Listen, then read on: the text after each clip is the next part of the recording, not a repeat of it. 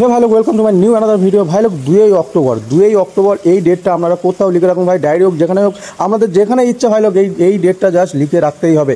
এই ডেটে রিলিজ হচ্ছে আমাদের মানে ইন্ডিয়ান সিনেমার বিগেস্ট হিট যাকে বলে, কান্তারা পার্ট মানে চ্যাপ্টার 1, ঠিক আছে, যেটা প্রিকিউল 2022-এ আসা কান্তারার মানে প্রিকিউল হতে চলেছে। ভাই লোক, রেসপ সেটটি কি বানিয়েছে ট্রেলারটা, জাস্ট দুর্দান্ত। আমার মুখের কোনো কথা বলে এই মানে ট্রেলারটাকে মানে বোঝানো যাবে না। ভালো, এত সুন্দর করেছে, এত সুন্দর, ঠিক আছে।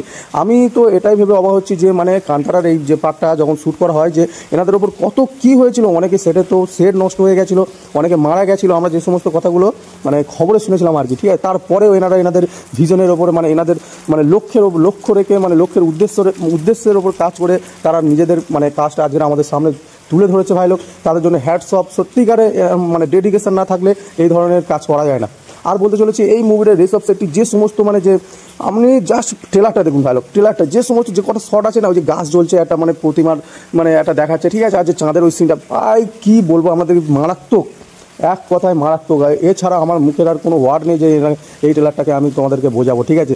এই ট্রেলারটাতে যত সম্ভব আমি দেখে বুঝলাম যে এটা কোনো মানে শস্য যে সমস্ত মশলা হয় না, ঠিক আছে, এই সমস্ত দিক দিয়ে মুভিটা খেলবে, ঠিক আছে। যে জঙ্গলের কান্তারার মেন মিনিংসই হচ্ছে একটা কি জঙ্গল টাইপের, ঠিক আছে, মানে জঙ্গলের মধ্যে যে সমস্ত শস্য ওনারা হয়তো কান্তারাবাস মানে ওই জঙ্গলবাসীরা কোথাও আমদানি করে বা রপ্তানি করে, ঠিক আছে।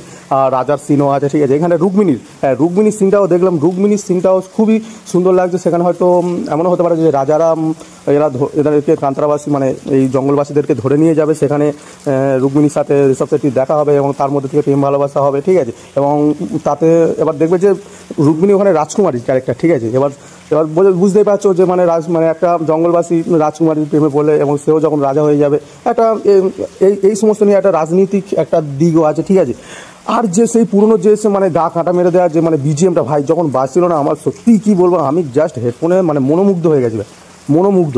আর যে সমস্ত মানে ট্রেলারটা তুমি দেখো, যে এই ট্রেলারটা একটাও সিজিআই ইউজ করেনি ভাই, এত সুন্দর লুক অ্যান্ড ফিল দিয়েছে।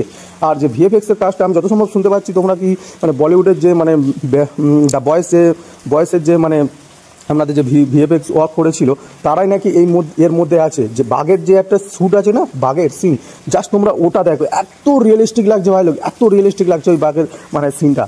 সত্যি দুর্দান্ত হয়েছেন ভাই লোক। এবং কান্তারার পরবর্তী পার্ট, এটা হয়তো চ্যাপ্টার 1 নাম রাখা হয়েছে, হতে পারে পরবর্তী সময় এর চ্যাপ্টার 2, 3 আসতে পারে। বাট আমরা এদের যে কোনো পার্টি আসুক, দর্শক লুপে নেবে ভাই লোক, দর্শক লুপে নেবে।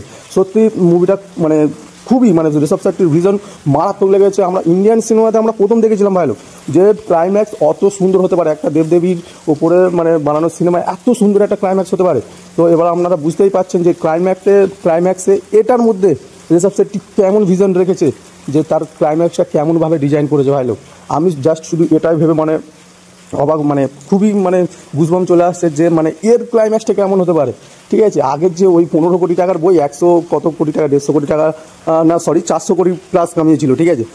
ওটার মধ্যে যে অত সুন্দর মানে 15 কোটি টাকা দিয়ে ওরা অত সুন্দর একটা মুভি বানিয়েছিল, এখানে তো বাজেট 125 কোটি, ঠিক আছে। এখানে বাজেট 125 কোটি ভাই লোক, বাহুবলীর ফিল দিয়ে দেবে এরা, এদের যা ভিজন, ঠিক আছে, এদের যা লক্ষ্য, এরা বাহুবলীর ফিল দিয়ে দেবে। তো ওভারঅল ট্রেলারটা আমার খুবই মারাত্মক লেগেছে। আমি ড্যাম এক্সাইটেড ভাই লোক, ড্যাম এক্সাইটেড এই মুভিটার জন্য। তোমাদের কার কেমন লেগেছে আমাকে কমেন্ট করে জানাতে পারো, এবং তোমরা কে কতটা এক্সাইটেড এই মুভিটাকে সিনেমা হলে গিয়ে এক্সপিরিয়েন্স করার জন্য।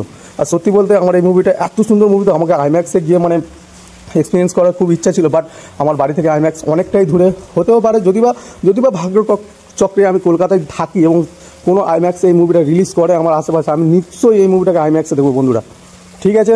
এই ওভারঅল আমার এই ওপিনিয়ন ছিল আমার এই কান্তারা চ্যাপ্টার 1-এর, ঠিক আছে। তোমাদের কার কেমন লেগেছে তোমরা আমাকে কমেন্ট করে জানতে পারো।